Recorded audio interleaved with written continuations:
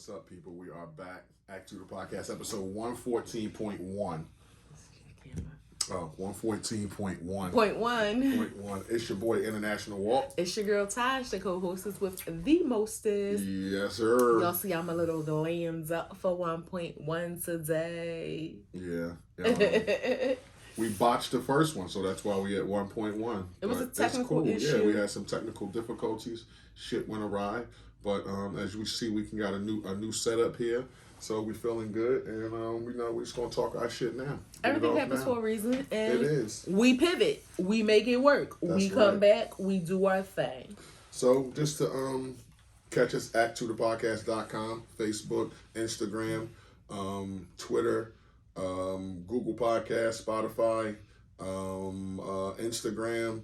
I'm trying to do this without Anchor, Breaker, Radio Public, TikTok. You did. Is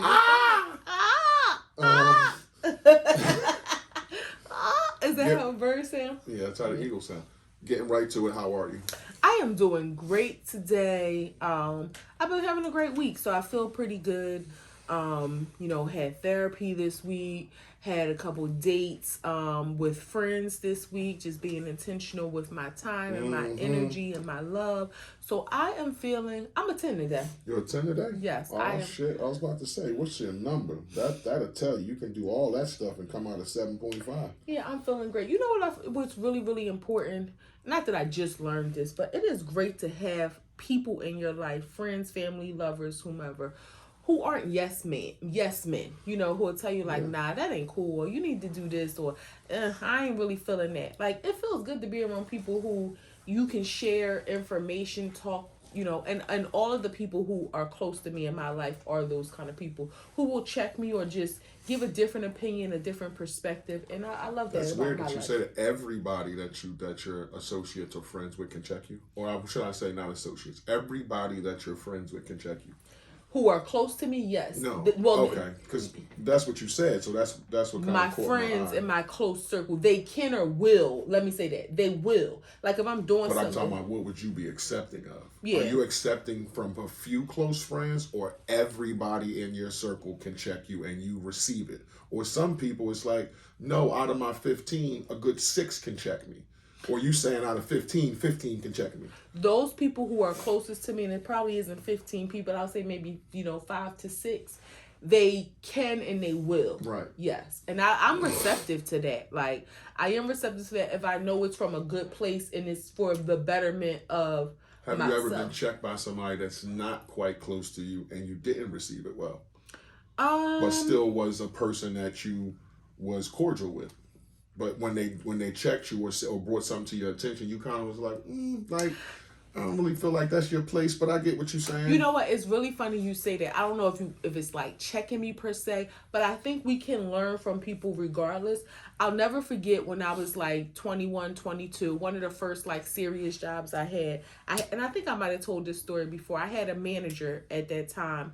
And I was talking about like us going to dinner, and I mentioned like how much it cost or whatever. Okay. And she said to me like, never talk about money. Never talk about how much something costs because it's tacky. People who have it, they already know. People who don't have it, they don't care. And that all, and at that time we didn't, we weren't like super close like that. She was my manager, we talked, we busted up, we was cool, but that just always stuck with me because I felt like it wasn't from a place of her like scolding me. She was schooling me. Giving you game. Exactly. So I'm receptive to stuff game. Like that. Yeah. Okay. Yeah. So mentally, finances, I'm a 10. I'm, extremely grateful that I'm blessed and I want to be a blessing to others, and God has been allowing me to do that. To whom much is given, much is required. Work is a 9. Surprisingly, it's a 9. I've been having a lot of work to do, some different tasks that I've been enjoying. It's been really busy, but this week I'm gonna take it how it is. This week is a 9. We'll see how the future comes. Physically, I'm a 9. I feel good. Damn, baby. 10, 9, 9? Yeah. We've been doing some things, just to feel better. The sun, the vitamin D. We've been working out. That boosts your, whether it's, I always feel it's just dopamine, serotonin, all those, and your endorphins. So I feel good. You wish you knew what each one did, don't you? I don't know off the top of my head, but I have like a cheat sheet that tells you what each one does. Working out, sex. That's dopamine. Okay, I was gonna say I know, but those are the 4 hormones: dopamine, your endorphins, serotonin. And there's another one. An obscure one that's not readily said. Yeah. How are you? I am good. Had a beautiful day today. It's a beautiful day outside. The sun is out. Had a lunch with my daughter. Daddy-daughter dates. Aww. Yeah, and it was the first, I hope, of many, and the first in a while. So yeah, that felt good. It was good to see her face, hug her. So yeah, we had fun. Went to the Iron Hill Brewery, got some food, talked some shit. Yeah. I always I love the parent-child dynamics of adult children, because as a parent, I feel like parents will always help their children as needed, but it's like that responsibility is no longer there as when they're like up to 18 or even up to 21. So it's like you kind of have the ability to transition from being the driver in their life to now being the passenger. Are you enjoying being a passenger? Yeah, in a certain sense. I'm still always going to help her, but you're not the driver any longer. No, or you don't have to be. It's good to be able to sit, because you can't tell a 15-year-old kid figure it out. But a 25-year-old kid, you can just be like, you'll fall, you'll get back up, shit'll be hard for a moment, but that's for most people. You don't really, and take it from your dad, you don't really want it that easy. Mm-hmm. You know what I'm saying? It makes you appreciate it more. And I'm not saying struggle, is something that you want, but you just don't want it that easy. You want to feel like when you do get it, you really worked hard for it, and you'll appreciate it more, you'll protect it more. So that's my advice. But yeah, just being in the passenger seat and being like, okay, I don't always have to fix every problem. Some things I know because I went through. That's not going to hurt you too bad. You'll learn from that. Mm-hmm. But it's great to see. So hanging out with her while you was hanging out with your people, that felt good too. You know. So where are you mentally? Mentally, I would say I'm a 10. That's great. So I'm going to go down for a dime on a 10. One last thing I want to ask about the parent-child thing. Yep. Your child is about to be 25, a quarter century. How do you feel? She asked me the same thing. Wow. It feels, I don't feel old, I feel older. And when I was young, obviously I didn't think like this, but the goal is to get old. Right. Nobody wants to die young. Mm-hmm. I want my kids to bury me. I don't want to go before they do. So, I want to go before they do. So the goal is to get old, not die young. So why are you saying they? You got a baby I don't know about? No, I'm speaking in general. Oh. I wasn't just speaking about my individual. You got little Jamal.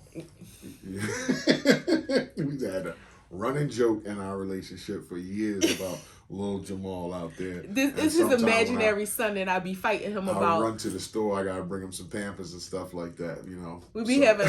Don't think we crazy, y'all. We be having like fake baby mama drama, and I be cursing him out. Cursing him out. How many times she gonna push my son down and knock him down? And I told him if it was a little Jamal, meaning his daughter he had before us, but little Jamal is the imaginary baby that he had while we was together. But by this time, little Jamal be like 10. He would be grown. Yeah, no, he'd be like 10. Yeah, yeah, like 10. 5th grade, 6th so grade. I will always tell him if I ever meet little Jamal, I'm gonna knock him over. That little baby can't come around. I'm gonna push him down on the ground. I would never hurt a kid, but that's our joke about little Jamal. That's the one time that she always said she would hurt a kid if it was my outside kid. All other kids she loved, but my crazy outside how kid, we have an imaginary kid. My outside kid, she would hurt. That's fucked up. I swear we not crazy, y'all. All right, how's your finances? Finances is a 10. I ain't got no complaints. Good. How's work? Work is a 9. I want to stay with a 9 at work. Physicality, I feel like I'm solid 8. Okay. Yeah, I had a kettlebell workout this morning. Felt great. Me and my wife had a kettlebell workout this morning. It felt great. Just trying to self-care and be healthy and take care of myself and get into the rhythm of working out don't hurt so much. Like, it ain't as taxing on your body. It felt good. One thing older people used to tell me is work out. You leaving me hanging? Is work out when you're young. Make it a part of your regimen so that it ain't a shock to your system. Like, make it a part of who you are, not what you do. Make it a part of who you are. Like, make it a lifestyle. You ain't got to be, strong man, pump it up. But when you try to just start working out at 40 or 50, it's much harder to lose weight, much harder to like shed everything. Like, you can get through it, but it's just much harder. Yeah. So, keep it in your zeitgeist when you're young. Yeah. Wows and woes. What you happy about? What you sad about? It stops and goes.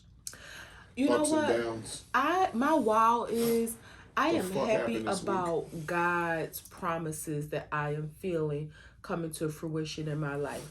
And that's just really it. Nothing specific, but I know that God has a blessing on our life, and I feel it. Like, I've been being more intentional about the things that I've been doing, and I feel it. So that's just the wow in my life. And I don't have any woes.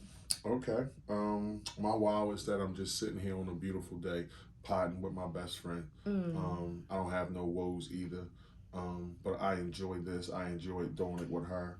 And it's a great fucking day. I feel good. So hope you guys enjoy this. I have a question. What if let's just zone out for a minute. What if some apocalyptic shit happened? We're watching The Last of Us and things like that. What's your protocol? What's your first thing, your plan if some apocalyptic shit happened? The world is ending. What are you doing? What do you need? I was not expecting you to go in that direction. So I think the first thing I would do is we would have a conversation about. Well, we can't talk for long. Shit is going down. Right. So we can't chat. Well, we're not together. We got to get together. Right. So that's our first thing. And we have our meeting spot. If, like, God forbid, we can't make it home, we got our meeting spot.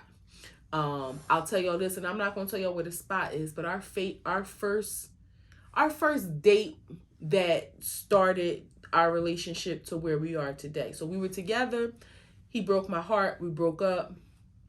Well, let's say we was dibbling dabbling first, went our separate ways. Can you say he messed up or like he couldn't get right? Like something like that. Like, you got to just make it seem so negative, like he broke my heart. It almost seems intentional. No, okay. I'll be honest. We were dibbling and dabbling with each other. That didn't work out. We went our separate ways. Then we got back together, and then he wasn't emotionally ready, understandably so, because he was coming from a situation. So he decided that wasn't the right time. Is that a better way to put it? I appreciate it. Thank you, baby. And then when we got back together, which from that point to this day, we've never been apart. That first day, we met at a place, and I was waiting for him, and he was late, like really, really late. Like 2 hours late. But I knew in my heart he wouldn't stand me up. I didn't know what was going on. I was hoping he was okay. And y'all might think I'm crazy, and I don't care. I waited, and he showed up.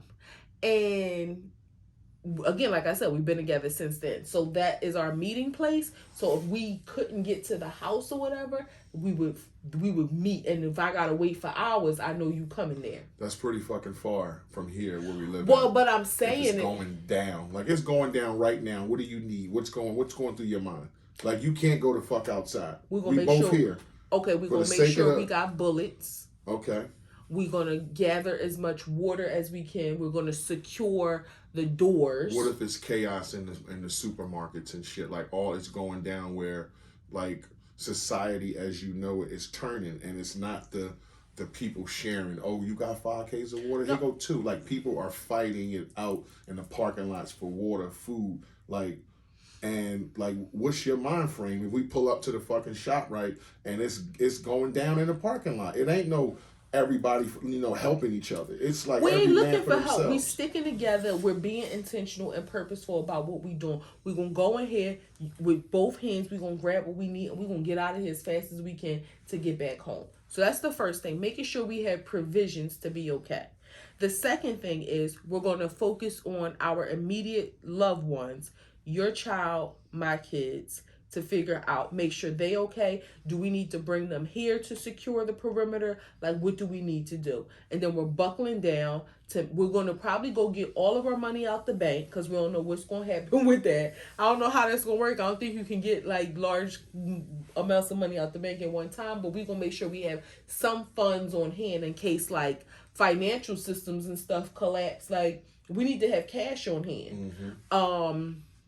And again, security. We're going to make sure we got bullets in case like people start breaking in homes and stuff. Yeah, that's what I'm saying. That's what's going down. Society has broken. People are fighting, and the world is coming to an end. Like, it's getting worse and worse. Like, people are stealing. It's people running down the street looking at houses that they think is easy to break into to steal. Yeah, so I mean, that's in the that situation. You can't get to nobody else. You can't get to the phone to call your family and be like, "Are y'all okay? I'm coming to help." Like, you can't get from point A to point B without interjection from people trying to steal from you, people trying to kill from you, people want your car. Yeah, I don't think it's a matter of we're going to help or rescue anybody. Like, we would tell your child to come here if that's what she wanted to do. Like, but I mean, don't get me wrong, we ain't inviting, but everybody, it's not it's a situation for every man for themselves to an extent. Right. But again, our kids, we need to make sure that they're okay. Outside of that, we'll do, like, I mean, even our our sisters, if they wanted to come, like, we're gonna make sure our immediates are fine, and we're gonna secure the perimeter, and we're gonna do what we gotta do to stay physically safe. We're gonna pray. We're gonna ration food, we don't know how long it's gonna last, and we're gonna make sure that we have protection. And then from then, we got to see what it's going to be. Like, I don't know. Yeah, I think we just going to bunker down. I mean, I hear your plan, but I don't think I'm going to follow that plan word for word. Okay. But we're going to bunker down. We're definitely going to have protection. This is why I want to start, like, prepping, like, not like a doomsday, but something catastrophic can happen in the world. And, I mean, I've seen that happen with COVID. Like, a virus come and people just don't act the same. Like, society kind of like breaks a little bit where the chain where we're all linked together is just kind of broken, and it's like, all right, we're not holding hands no more. Like, I need food for my family, you need food for your family, and at a certain point, I might hurt you for that food to feed my family. You might hurt me for that food to feed your family, or gasoline or water or whatever the case may be. So I think security would be like my highest, and food, because you can't, live without food. Right. But security and food would be my highest priority in a situation like that. I mean, you started talking about prepping, and I know you don't want to call it doomsday prepping, but just emergency prepping. Yeah. And it's weird because, like, during the COVID times, like, Toya had mentioned that, like, mainly in terms of, like, water, paper goods, that sort of thing. And I just kind of thought... And you can do your rice, and you can do your laundry detergents and shit like that. Like, but it is essential because... not thinking like in terms of the apocalypse, but another pandemic happened. I remember being in those lines in the supermarket and shelves being empty and lines wrapped around the store. In the supermarket that holds 300 people when it's 1,000 in there. Yeah, having water, having your non-perishables, your cans of soup, your cans of juice, your cans of broth, peanut butter, those things that you can put on the shelf and they just be there, I think it is important to have that. I mean, because we kind of go from day to day, week to week, just living life and getting things as we need. Yeah, and we don't prepare for and people, a worst case scenario. All the time, don't live paycheck to paycheck. Stash a little money. And what's wrong? Why we got to live grocery shop to grocery shop? Yeah. Where it's like you can stash a little groceries here and there. Buy some big jugs of water or gallons of water. Shit, they 80 cents for a gallon of water. You could buy 10 of them shits and be, start your little stash on the side. A 20-pound bag of rice, like shit like that. You can store in a dry, cool place and have it. Yeah. And you ain't got to worry about nothing when the shit happens. You said something like a virus again and not an apocalypse. You don't think the world can come to an end? I mean, the world will come to an end. In 2045, they're saying an asteroid is supposed to hit the Earth. When Jesus comes back, the world will come to an end. So I'm not saying that it can't. I'm just saying in terms. So you think the only way the world comes to an end is through Jesus? You don't think that in our solar system there's meteors and asteroids that hit the Earth before that fucked it up with the Ice Age and all that stuff and dinosaurs? So you don't think that can happen again? Like it's happened twice already. I think it can. I just, things were supposed to come to an end in 2000 with Y2K and all that. So it's like, that's kind of different, babe. I mean, like like people, like the Earth, like it kind of resetting itself. Like people, like just coming to an end. Like I think that it can happen. When you think about all the things that, all the things that fuck up the Earth. What they say is the ozone. Climate change. All that stuff is a result of what we do as humans. Right. So it's not like the Earth is deteriorating. All that stuff is because of what we do. So in order to save the Earth, it's almost like humans have to not exist. So with the Earth, it might reset itself and get rid of our species to bring in another species. I'm not looking at it like that, like it's going to bring in another species. Okay, but the ending of the Earth, where everything we do, where it's like mass food production and we have all the cows that's farting in the air and all that kind of shit, that's a problem that we created. Driving cars is a problem that we created. The melting of the ice is a problem that we created. So it's like if humans was the fuck out of here, none of this shit would happen. That's true, but it's like I'm not thinking about an apocalypse and humans no longer being here. I think as many mistakes as humans are making, we also have the humans that are learning how to fix those. Now, of course, there are some things that they can't fix, but they'll figure out how to prolong life. Just like you said, 2045 is supposed to be an asteroid that destroys the Earth. I just read something that said in 5 years, humans will be able to attain immortality. So it's like you got one scientist of this group saying one thing, scientists of this group saying another thing, scientists of this group saying another thing. Plausible. It's plausible for an asteroid to hit the Earth. It's plausible for an asteroid to hit the Earth right at this second. But I'm not... But if those things in history show that they happen every 40, 50, 60, 70,000 years, and we're coming up kind of in that 100-year, the range of it, then it's likely that it can happen again if it happened twice already. I agree. It's very likely. Right. It is likely. I'm not saying it can't happen.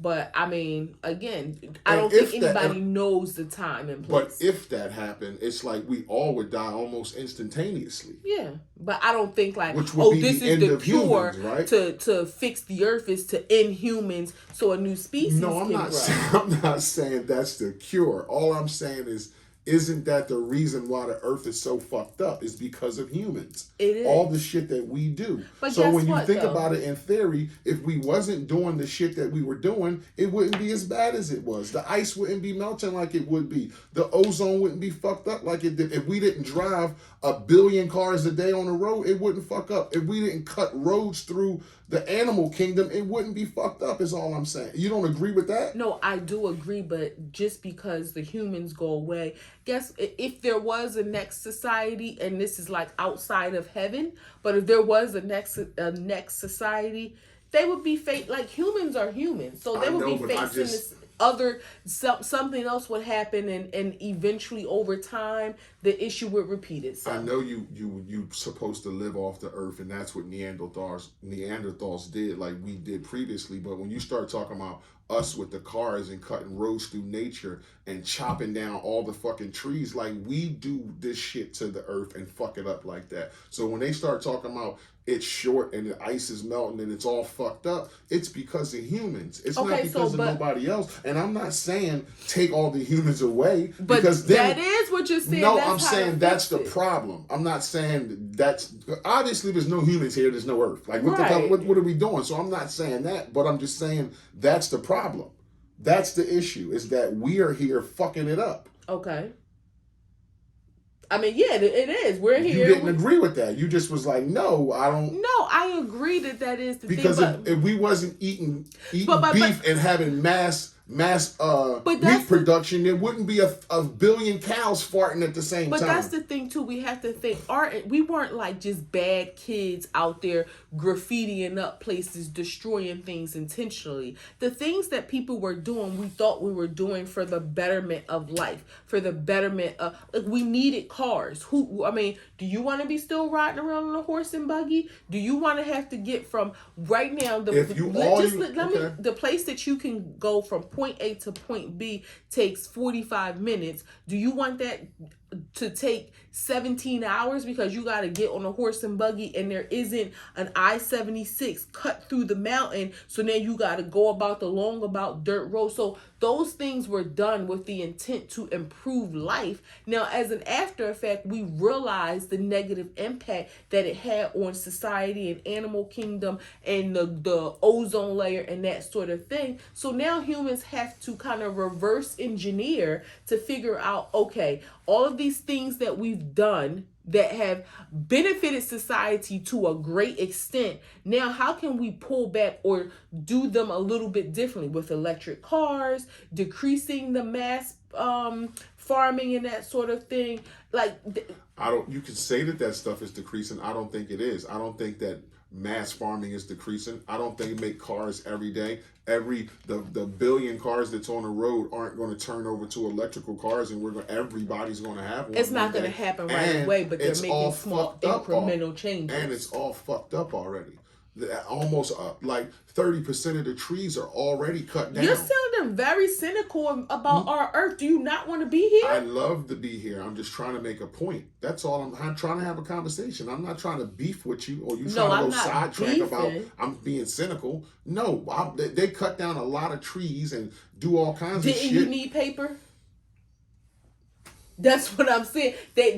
I understand they've done a lot of things that have been detrimental, but the thought was that, this was beneficial. Now, in hindsight, so what about they realized everybody they went too far. Okay, what about everybody need chicken? So let's pump up the chickens full of drugs, and so we can pump more chickens out even quicker. Why don't we just wait for them to be born? And in hindsight, they thought they were doing something to help the economy. And now they realize, hey, people are getting cancer. People are dying. Yeah. Oh, that's what it takes for people to die for us to stop this. It's unfortunate, but yeah, so again, we got to kill species of trees because we cut down 1 million of them in a year, so they don't have time to grow back. Those are because little kids need paper. I don't think that the thought and the intent was to destroy society. That has just been the unfortunate after effects. Okay, it is the unfortunate after effects. My point was that humans are responsible for that. The way that the earth is fucked up is because we fucked it up. That's all I'm saying. I don't think we should be wiped off and it just be a ball here. Well, that's what you said. That's how you fix it, is for us to be wiped away and I'm saying if the earth wanted to reset itself, and Earth was like, I'm going to take care of me. I don't like the people that's on me now. They're fucking me up, and I'm going to reset myself. Earth ain't in charge of itself. God is in charge of Earth. Oh my God. I probably went down the wrong rabbit hole with that. We're off the apocalyptic shit. But no, I do agree. There's been a lot of things that have been done with the thought that, hey, this is going to make things better. Some greed was associated. We know that just because of how society works. We know that a lot of things that have been done have been, they mass produce chickens because instead of waiting for them to grow, let's make them grow real fast and then people get sick. But again, these things we have benefited from. Now it's time to reverse engineer a lot of these processes to think, how can we stop some of the damage? Some things are irreversible. So why that? And that's what I'm trying to get to, where it's too far going. How can you stop saying, okay, we're not going to make our paper out of wood no more. We're going to use hemp. But hemp's been around since the 1800s with wood. But y'all didn't want to use that. But now that it's all fucked up, we're going to use hemp now. Yeah. It was cheaper to do it with trees. Now that the cows have farted into the sky and put a big ass hole in the ozone layer along with the car fumes, how do we fix that big ass hole up there? You enjoy a ribeye. How do we fix the big ass hole up there? You can't. Or we get electric cars? Oh shit, let's just switch over 1 billion cars. They're trying. So again, there will be small incremental changes. Some things are irreversible. Again, how do you reverse the ice melting?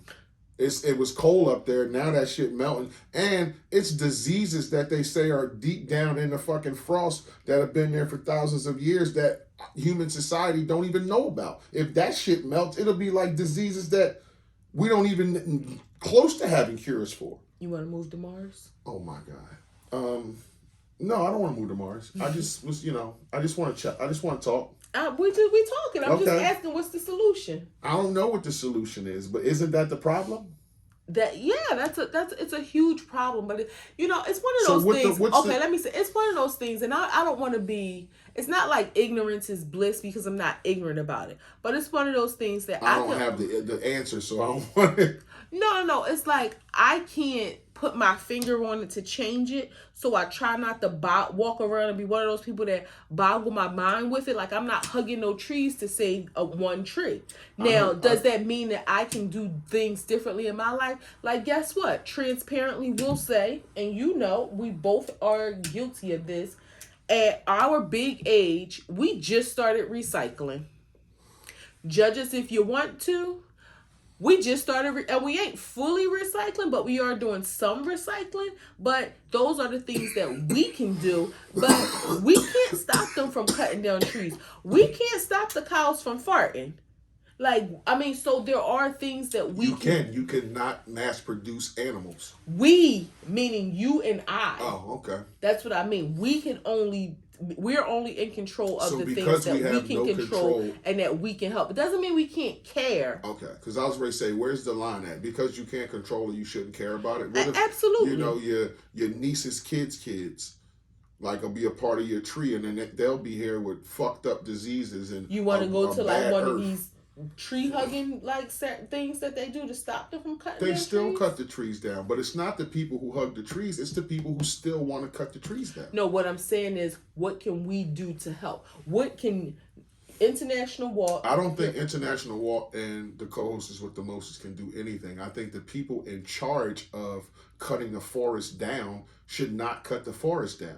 You want me to write them a letter? People in charge of cutting a road through Animal Kingdom should not cut a road through Animal Kingdom. Maybe build a bridge over it, but you don't got to cut a road through it. You want me to write him a letter? No, it's not about writing a letter. We can't reach them. We don't have that kind of reach. They don't even know who do you address it to. The people who cut the roads down. Tree cutters. And hugging a tree don't do shit. They lock you up. Yeah. All right. Because you're not fully in on the apocalyptic shit, because you think the world can't end unless Jesus come back. And I kind of respect that, but like an asteroid could fucking totally hit the earth and wipe us out. But it's like, I'm not, like, I'm in agreement with you in prepping, but I ain't walking around really thinking of looking up, waiting for the asteroid. Well, I'm not either. I didn't want you to walk around. I just wanted you to sit for an hour and talk about it. I didn't want you to walk around thinking about it. I just wanted you to have it on your mind for 60 minutes. Sheesh, that's heavy though. Pun intended. Jesus Christ. Trump back in the news.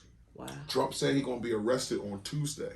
Okay. At the federal level, and he wants his MAGA team to boycott and take the U.S. back. So he's calling for another coup. Just goes to show you how disrespectful he is. We saw what happened on the Capitol on January 6th of 2021. They said him and a lady from Russia tried. Yeah, him and a lady from Russia tried to make a system where they were shoveling in kids from Ukraine to Russia. Trafficking. I couldn't think of the fucking word. Jesus Christ. Sex trafficking? No, just trafficking. They didn't say sex at all. From Ukraine to Russia? Yeah, kids from Ukraine to Russia. They were trying to traffic. I don't know. Just, I guess, a bad thing. You're not supposed to do that, whether you're trying to save them or not. All of it's illegal. You can't traffic people. But I mean, okay.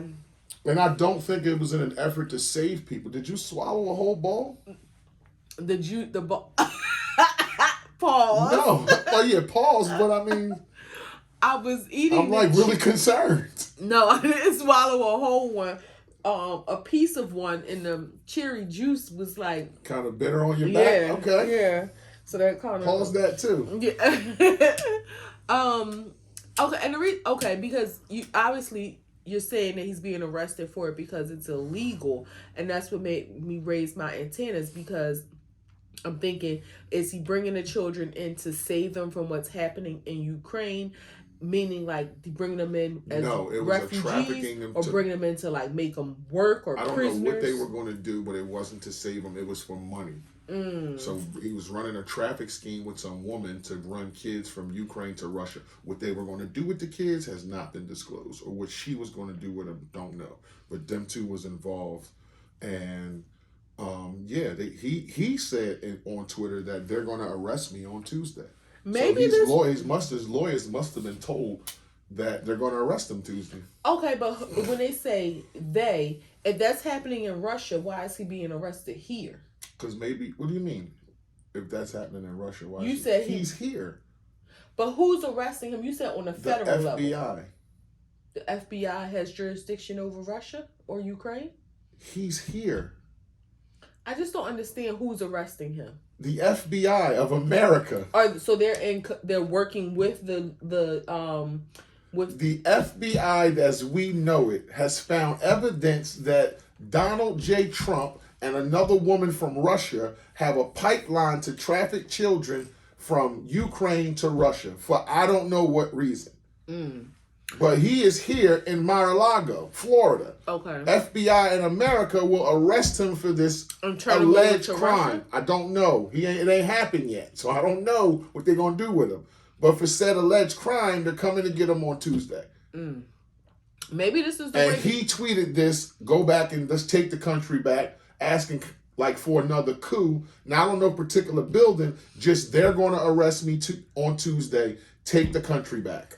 Maybe this is a way for him not to become president if he's in jail, or if you have a criminal record, you can't be president. I don't think you can. No, I don't think you can. But that might not be true because there was some presidents that done some fucked up shit. Yeah, it's crazy. It might not be true. It makes you think. So he tweeted that, right? Do you think it was a mistake for them to let him back on social media? Yeah. I mean, well, he had a 2-year ban. He served a 2-year ban, so you got to let him back on. You should have gave him a lifetime ban, but then that would have made other people in an uproar because you're kind of censoring shit. Which you shouldn't do that on these social media platforms. But it should be censored if you're calling people to action to commit a crime. You shouldn't be allowed to do that. That's not freedom of speech. That's incensing a riot. That's illegal. Right, and I think if that stuff was posted or asked for, then it should be handled accordingly. It should be addressed swiftly and handled accordingly. But to hide and censor shit like that, how would you even know what's going on? I didn't know dick about the Proud Boys until that shit was on social media. So they was a quiet little group doing shit around the States and nobody knew about them until he said it. But see, social media gives people an avenue or gives people a vehicle to spread those negative messages. Let them be in their, communities and their local groups. But when you allow them to utilize social media, which is a public, well, some are, I was going to say a privately owned business, but some of them are publicly traded. But when you give people these vehicles to now be able to spread their message out, it's like you think about like Jehovah's Witnesses, right? We're used to Jehovah's Witnesses being able to just go knock on doors in their local communities. And then once they have a website and then COVID happened, now they can do things via email and that sort of thing, Zoom. It changes the dynamics because now they have this vehicle to not just have to worry, not to only use their feet to knock on doors. So now you've done the same thing to hate groups, and that should be censored. No, the hate groups should be able to say what they want to say so you know where they are. I mean, two things can be right at the same time. Hate groups, you shouldn't be hidden so you don't know who these people are. If you want to be on Twitter, and a lot of these people have fucking eggs and cats for avatars, so you really don't know who they are, but you can trace their IPs. So if you're going to have a person calling people N-words or, saying all this racial shit, yeah, you should be able to say that. Like, it's freedom of speech, but not freedom of consequence. So you can say whatever the fuck you want to say in this country, but there is a consequence for saying certain shit. So I think everything should be, now, like, what's the difference between them having a coded, like, Trump is a little bit more out there, but if you have a coded system where it's like, let's all take a trip to the White House and you put up the OK sign. the okay emoji. And yeah, and they just know, like, they're not saying on a platform, let's go down there, but they know, everybody see that and know we're gathering tomorrow. But see, this is what I mean when I say I think they should be censored, because even though we say freedom of speech has consequences, like you don't have freedom from consequences, sometimes the end doesn't justify the means. True. So even though they may have to face consequences for their actions, if 17 people were killed and now they have to face consequences, nah, that ain't right. They should be shut down from the beginning. Don't even say, well, you can say what you want, but you may face consequences. Don't, because saying what you want could result in people losing their lives, and the fact that they have to face consequences, that doesn't fit. It doesn't outweigh that. I agree that. No, I'm saying, like, there should be something in the algorithm, which it is, that flags certain words. You can't call people stupid now. Yeah. You can't call people dumb. I said I was going to chop you up into little pieces, and they blocked it. So if you say something like, we're going to gather tomorrow. I'm sorry. Or say something like, we're going to gather tomorrow and hang black people. That should be flagged. Your IP should be addressed. I'm talking all this in seconds, and it should be handled swiftly where you don't get the opportunity to go do that tomorrow. So that's all I'm saying. And then if you got some kind of coded shit where it's like, hey, we're gathering at the White House or somewhere near the White House tomorrow with a little okay sign, how do you censor that? Nobody said anything wrong. That's why those groups shouldn't be allowed on there. That's all I'm saying. Don't give them the vehicle. Wouldn't you rather know where they are than to be secret? Wouldn't you rather know that no Proud Boy is living across the street? No, because he can't be online. Like, if he was online and we wanted to go in there and say, in Twitter, and hit Proud Boys, and it's going to show everybody who's tweeting, wouldn't you want to know if it was somebody on our street? I wouldn't. I mean, it's, I don't know. It's like 6 in one hand, half dozen in another. Like, I would not. I think there's other ways to find out. Again, that's one of them situations where the ends doesn't justify the means. I would rather have to do the legwork to find out than for them to have this vehicle to more rapidly or more rampantly spread their message. Just like you go through social media and see something and then you like, oh, who that person? And you go to their page. I would want to do the same thing with them. Like, oh, he tweeted some bullshit. Let me go see where he from, where his friends are. And now I know y'all. Now I know what the fuck y'all doing. Yeah. So I kind of know where it's coming from. Like, all right, keep y'all over there. I know it's some racist motherfuckers in that chat room. I know some, like, I know where y'all are now. But if y'all were hidden, then shit just be coming at you and you don't know who's saying what.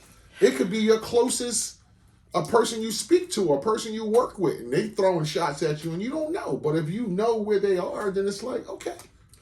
I mean, I don't think those groups or people who are knowingly, like, who's the guy that they block from all social media? Andrew Tate. Yeah, like, I think there are certain people, like. So you think he should be blocked?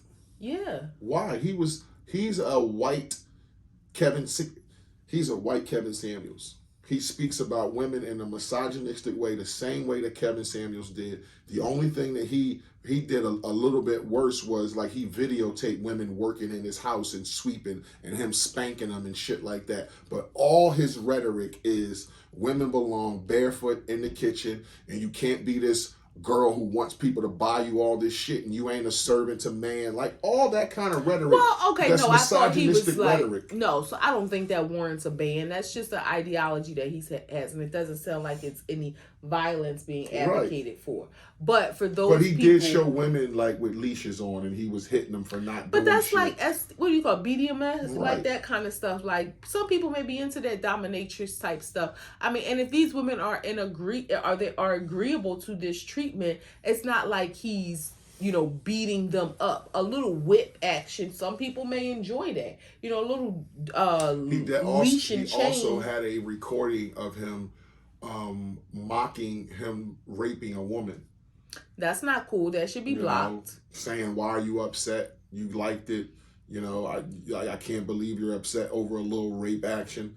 Like, that kind of stuff. That's the kind of guy he is. So yeah, I mean, that kind of stuff, those types of videos or recordings should be blocked. But from what you're saying, I don't know if Kevin Samuels, if his messaging was similar, because I don't think Kevin Samuels' messaging was misogynistic at all. I think that he was just very transparent.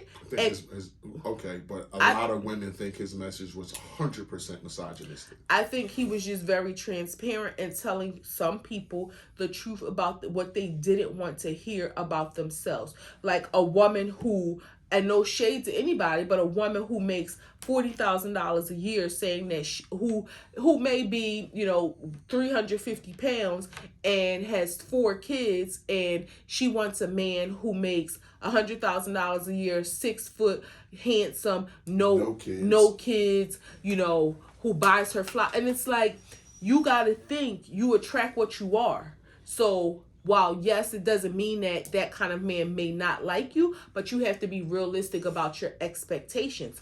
If that's offensive to people, you can see how it can be. I can see how you're holding a mirror to specifically a gender of women and saying, according on how you look, according on how you act, and who your friends are, you ain't good enough. You ain't wife material. Well, I'm not saying it's not good. You're not good enough, but it's think carefully about what you're asking. And even though his message was directed towards women, his platform, I think the same is true in reverse. No one on that platform speaking to men saying the same thing. No, he also gave men their shots too, and saying if you're a man of stature, you want to take care of your woman, like you got to be the one to pay for shit and wine her and dine her. Like he gave men. No, but I mean the same rhetoric as women. Like you can't be a man that you look like the character Mr. Brown, and you want this, statuesque woman that's, doing whatever sexual hourglass figure, does whatever for you. It doesn't mean that. And also, you have to think too, the women that are taking in this information and, becoming offended or internalizing this. What's wrong with you that you're allowing this stranger that doesn't know you make you feel so judged about your life? Because his message is specifically to those women that he's speaking about. And some of those messages may be a universal or an ideology that may be applied universally.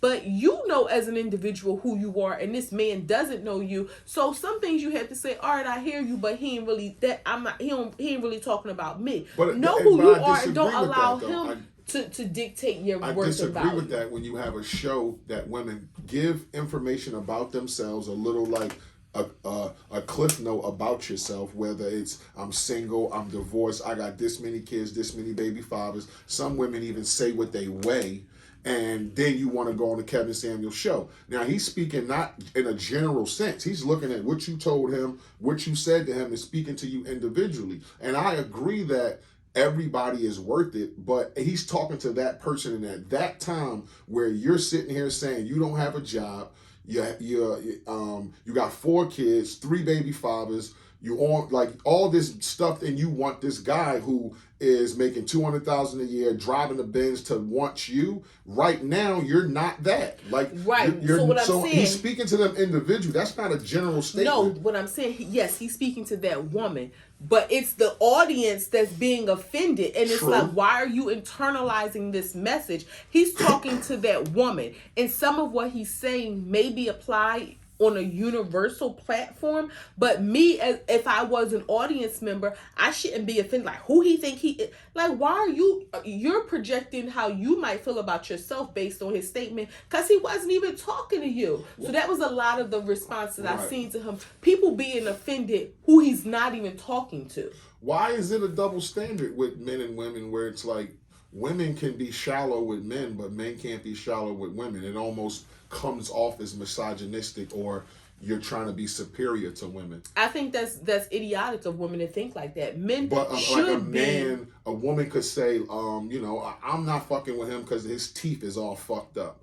But if a man say, she got bad feet, like her feet fucked up, it's like, how dare you, or you talking about women like you can't, like what the fuck is that? That's an immature woman, because a man has a right to have a preference as well. So there are some men that don't like BBWs. Right. There are some men that don't like really thin women. There are some men that don't like huge breasts. There are some men who may not like a woman because he doesn't think she's attractive. And a man shouldn't be shunned or shot down or put in the corner or canceled or any of that because he doesn't like somebody. Like, right. Men have preferences too. My husband doesn't like a short haircut, so he likes a woman that has hair. Okay, that's your choice. That's your taste. But a woman can say, "Oh, like I need to have a man with a beard," and that's like, "Oh yeah, girl." So that's very immature of women to feel like men can't express their taste. Now, I think where it becomes an issue is when, part of the double standard too is some of the same things that it becomes an issue when some of the taboos of society are become apparent in people's preference. So if men, like, it's this like colorism thing, light skin versus dark skin. So if a man prefers a lighter skinned woman, it's like, oh, he don't like his culture. Maybe he just prefers a light skinned woman. That's it doesn't still preference to me. Yeah. That's still preference to but me. In that's reverse, like short, tall, thin, thick. That's the same thing. Light, dark. But the sad part is, if a man likes a chocolate woman, it's revered. And it's like the light-skinned woman is black too. It's not like he's saying he doesn't like black women, but maybe he just likes a lighter skinned woman. So it is a weird double standard. Or even for women, if women only like light-skinned guys, they kind of are like giving a side eye too, as opposed to them revering a chocolate man. Right. It's just kind of fucked up how a man can't be shallow towards a woman because it seems like it's misogynistic. Like Kevin Samuels would say to a woman, again, you got on my show and he would say, okay, you're not wife material, you built like a linebacker. And the audience would be like, oh my fucking God, you can't talk to a woman like that. That's some bullshit. And it's like, if you looked at the girl, you probably would think that. And it is a hurtful thing to say. Yes, let's like take that off the table. It's not something that has to be said. Right. But if you look at the person, you can kind of get an idea of what he means about this is what you look like and this is what you're asking for. Some 4 foot wide shoulder statuesque man with muscles and no hair on his chest to come want you, and you're built like a linebacker. Yeah, I mean, I think it's different when you talk about people's physical characteristics, because you have people who may not be. Now, I think listen, I think where the issue come in. I'm gonna let you get your shit off. Isn't everything physical though? Because don't some people say, I don't like the guy or the girl a guy with a big butt. I don't like the girl who walk when her knees touch, or pigeons. Like people, all the physical stuff is. But what I'm saying is, those characteristics can't dictate or shouldn't dictate whether somebody is wife material or husband material. Like you said, those are very shallow things.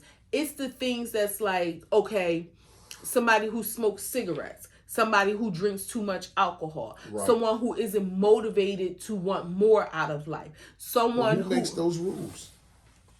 What do you mean? To a person's individual shallow. My shallow might be, I love dark-skinned women or thick women, and somebody else. But what I'm saying is somebody shouldn't be deemed, like, to say somebody isn't wife material because they're built like a linebacker. Another man might like her broad shoulders. No, I think it's the all thing, like not just because you're built like a linebacker, but because you're built like a linebacker, and because you have 5 kids by 4 different guys, because you haven't worked in 10 years, because you have like I asked you what you want to do with yourself and you're like, you don't know. Those reasons are why you're not wife material right now. Not in saying his opinion. Yeah, not saying you're not ever going to be or you can't be better tomorrow. But right now, while you're talking to me, with the information you gave me and what I see, I assess, and this is my opinion. Yeah, that's his opinion. And that's why again, for a woman to internalize that, because his opinion is one thing and another man might feel like, I'll marry her. So for a woman, for a woman to internalize that's on them, because you don't know this man. It's one thing to have a conversation with somebody and they be able to provide information to you that can help you improve yourself, but there are some things that don't need to be said, right. That can be hurtful, that aren't necessarily true. Again, in his opinion, he may feel that way. It doesn't make Isn't it a valid opinion if you call up and say these are all the things that are about me? Why can't I get a man who make $200,000 a year, drive a Benz, ain't got no kids, and take me to Paris to eat lunch? And then he look and say, okay, that's what you want. You asking me the question of why you can't get this? I'm about to tell you. Well, okay, you may not be wife material for the husband material that you're outlining that you want. Which it I doesn't agree with mean you said, like that you're not wife material for somebody else. Right. But what you said is you attract what you are. Right. So that's right along those lines. Yeah, but again, that general statement is, because you built like a linebacker, you're not wife material. There are certain things about physical characteristics that, in his opinion, he may feel that he wouldn't be attracted to that person, and somebody else would. So, I mean, with all of that being said, I don't think his rhetoric should be blocked. What you're mentioning about Andrew Tate, I've never seen his rhetoric, but it sounds like there are some things that may be blocked, but I don't think in general he should be blocked. Yeah, but you can't have audio recordings going out of you mocking a girl you raped the night before. Well, that's why I said some things that needs to be blocked. Yeah. That the needs misogynistic stuff, I can see how women are uncomfortable around it. A guy in 2023 saying it should be 1950 again and women should be barefooting in the kitchen and pregnant all the time. I can understand how that can make women uncomfortable. But guess what? If you don't like it, change the channel. Exactly. But then again, that's what I'm saying. That shouldn't be blocked because, like, you want to know where those people are and who Andrew Tate and where he stands. And some women may not have a problem with that messaging. If you do, change the channel. If the messaging isn't harmful, doesn't promote hate, doesn't incense violence, then I don't think, it should be blocked. Right. But those that do, Donald Trump, inciting people to, to take over, and we, especially considering the precedent. Like, he has done this before. We've seen the result of it. It wasn't good. Why give him a chance to do the same thing? Right. He started one coup. He can start another coup. Yeah. But, yeah, Trump's supposed to be arrested on Tuesday. I'm be watching TV or looking at social media to see if it happens. He should have been arrested years ago for stuff that he did, especially the first coup. But Kevin Samuels, again, just to end on him and get off of him, pause. If you say his rhetoric isn't bad or it shouldn't be blocked and it's not hurting anybody, let's say a girl gets off there and commits suicide. Do you shut it down? Is it all of a sudden now hurtful? Because you said out your own mouth, you're not supposed to internalize that shit, but what if it's one low self-esteem girl who gets off, realizes, hey, I do got 6 kids by 5 different dudes. I am on welfare. I am out of shape. All the things that I knew, but he held a mirror up, and then I go do something stupid and kill myself. Does it make his rhetoric hurtful and dangerous now? I wouldn't say so, because you have comedians, who say things about people which may be the truth, and it may not be. It may be an ugly truth, or I don't even want to say an ugly truth. It may be a truth that people may not be proud of. Now, should and somebody goes and hurt themselves because of the result of what somebody said, right. Like, do now we shut them down? Like, are they not able to be comedians? Or you can watch a television show where there may be a character. Stop taking the water. I'm sorry. Where there may be, it's no more left. Where there may be a character that mirrors somebody's real life, or negative aspects of somebody's real life, and somebody internalizes that and hurt themselves. Is that show liable for that? So, I mean, I think we have to, and also people were contacting him at will. Right. So I don't think his show should be canceled. Because volunteering. I think it was volunteering information. I think God forbid asking for an assessment of why I can't get what I want. I think God forbid if that had been the result of any of his commentary. That's that was a bigger, deeper issue. Mm-hmm. Like, he wasn't the one. That wasn't the straw. That may have been the straw that broke the camel's back, but the camel's back was already breaking. You showed up like almost broken. Like almost. No, broken. It was breaking. Right. Yeah. So we'll see if Trump get locked up on Tuesday. And so we'll see what happens. YouTube TV. Let me get my shit off. I got YouTube TV a couple weeks ago, and it's better than Sling. It's got 4K. The channels look amazing. You get your local 6 and all that shit. So it's great. But I had it 3 weeks, and already they put out a email that say they went up from $60 to $73 a month. Sheesh. And it's like what the fuck? Sling was only $50, and you gonna go up from 60 to 73. That's like what? That's 12. That's $13. That's $13. Like that's not good. Like, is something else coming where it's like gonna be some new features or new channels or something like that? But I only had it 3 weeks. Do you think with all of these streaming channels and this and this and that that it was just better to keep cable? Do you think that these new streaming platforms are proving that cable was just a more inclusive? Cable was a more inclusive analog thing, but it's so much content, and it's on so many different streaming services and apps. So you're paying $5-6 for these apps, but before you look at it, you got 14 of them, and your bill's $150. So that's still less than cable.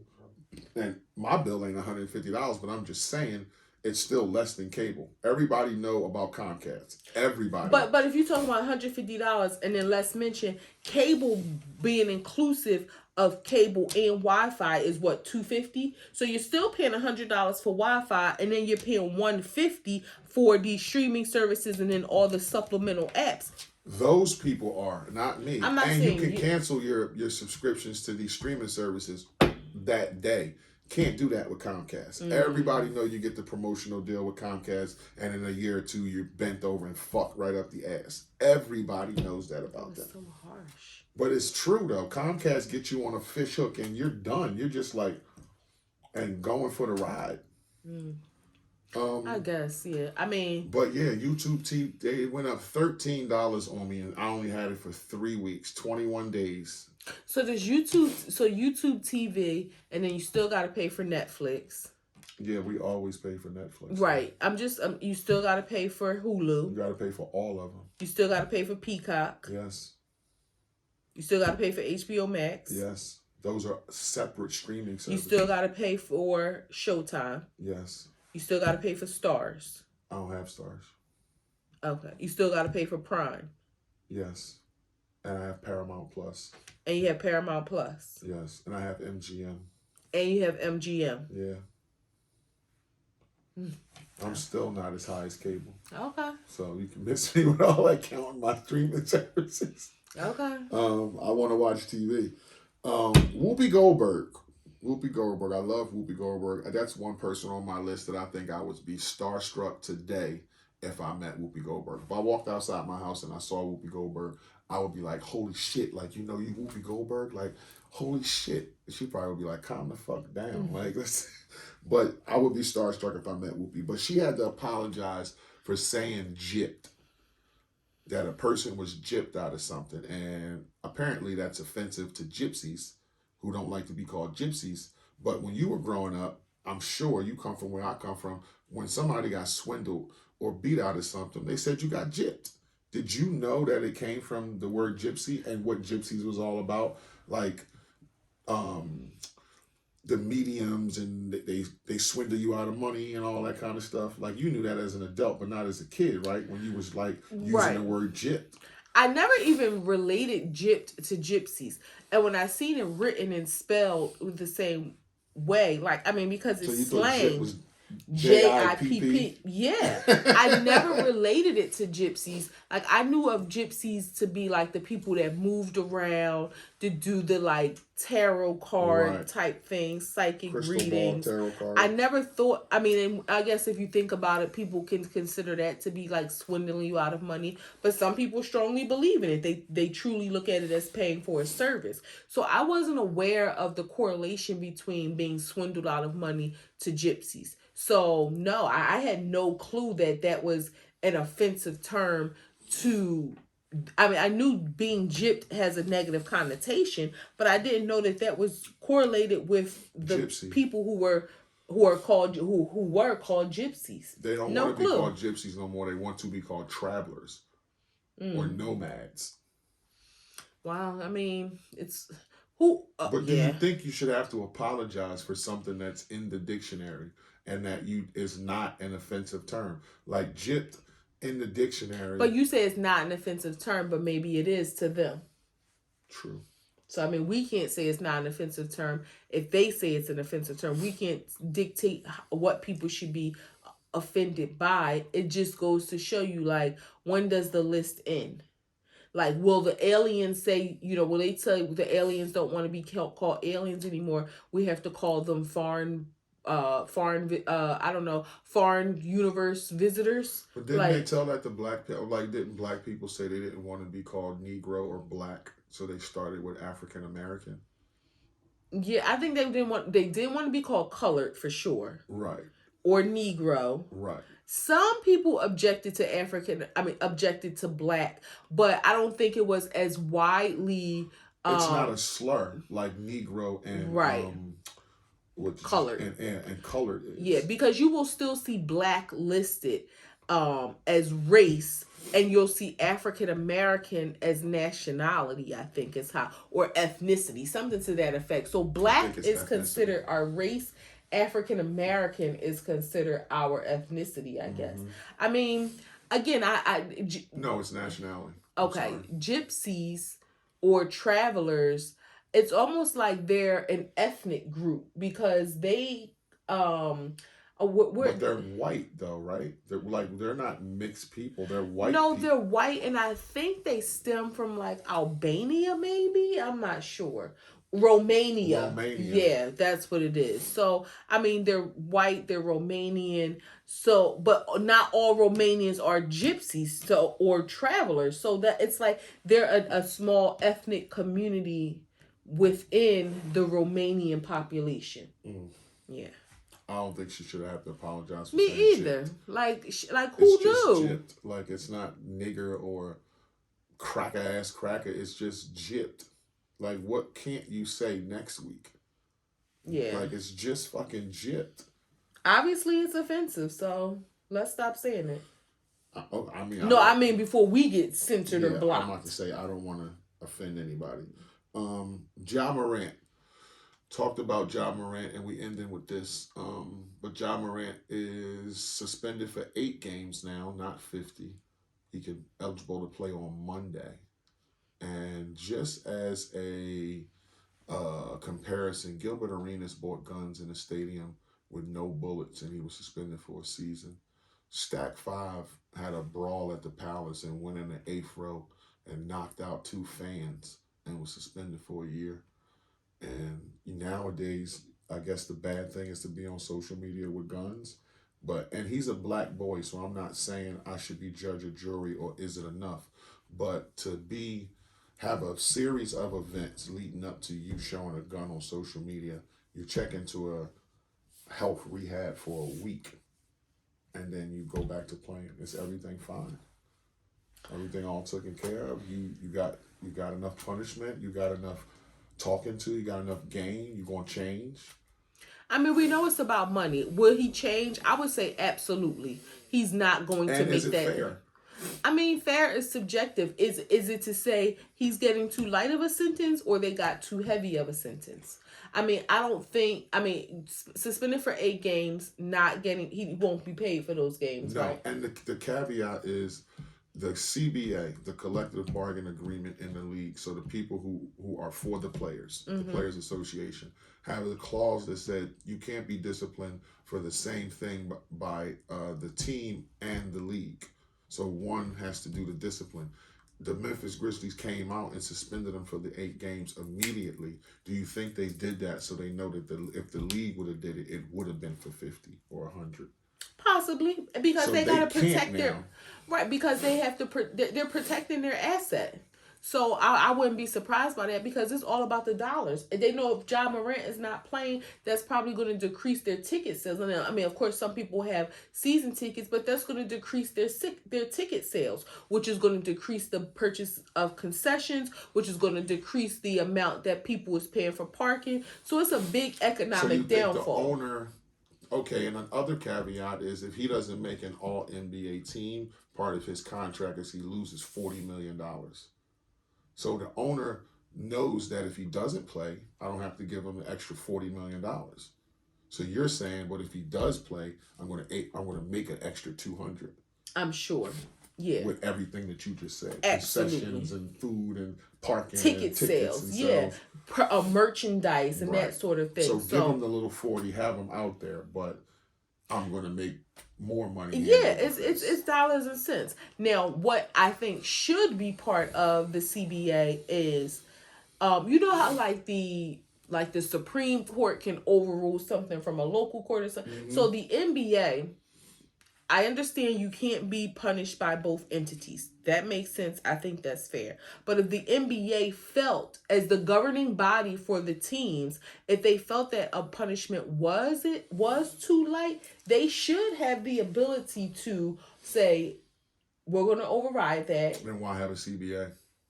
The Players Association would say, why have a CBA? The players have a union for a reason, and we do this CBA every 10 years. And if you can't agree to ride this thing out for 10 years until the next CBA, then why even have one? Well, because you know why? Because that makes the punishment too subjective, because that's what the Grizzlies decided. So now let's say something happens with the Pelicans and their owner doesn't act swift enough and the NBA imposes a punishment, or their owner does impose a punishment but it's much harsher or less harsher. It shouldn't be subjective like that. So I think that's why there should be that. It's kind of like how the United States is, where like you can smoke weed in one state but you can't smoke weed in another state, and you could be across the street, or like you can get a gun license and to carry, to own, and in certain to states seal, you need a permit to even buy a gun. Yeah, so I mean, it's certain things like that it shouldn't be, because if we are the United States, or they are the National Basketball League, there should be some congruent National Basketball Association. There should be some congruency amongst some of the rules and regulations and something like that. I mean, even with crime, and I've said this before, I think it's crazy how you can be punished. You can do the same exact crime.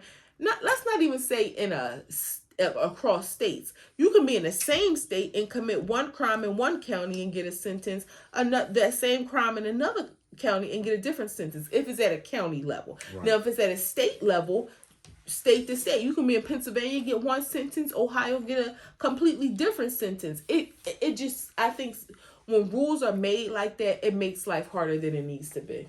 I agree. Like I said, I'm not his judge or jury, but it's like, some people can say that's a little bit light for something but like that. I think he'll change. Flashing a gun is something that is very serious, and somebody could get hurt. You know what I'm saying? Somebody could get shot. Now, you got a young kid, you go to rehab for a week. You know, I just don't understand what he was in rehab for. For like a behavioral just counseling. modification? Yeah, like just counseling. I guess to sit for a couple of days and listen to some people who fucked it all up.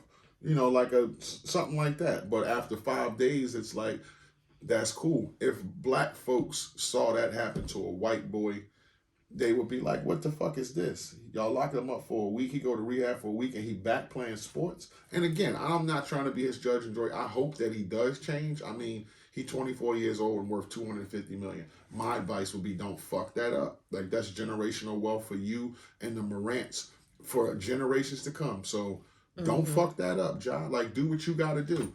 But some people might sit back and say, I don't know. Like, how the fuck you change in a week? And to him, he might think, oh, man, ain't shit happened. I got a vacation for a week. I mean, I think something that big being brought to his attention, I think it could change him. Like, it's like a child who makes a really dumb decision and they get a punishment or they get a spanking and they never make that mistake again. They learn their lesson. Then you have some kids who, you know, they may make the mistake again because their punishment was like, oh, that wasn't nothing, I could take that. Mm-hmm. So you won't know until you know. I agree. Let's do a wrap. Act 2 the podcast, episode 114.1 coming to a close. I like the point one. You guys can catch us on A2TP.com, Facebook, Instagram, Twitter, YouTube, Google Podcasts, Anchor, Breaker, Spotify, Twitter, TikTok, and Radio Public. Damn! Damn. It's your boy International Walk. It's your girl Taj, the co-hostess with the mostest. If you fuck with us, you fuck with us. If you don't, you should. Peace.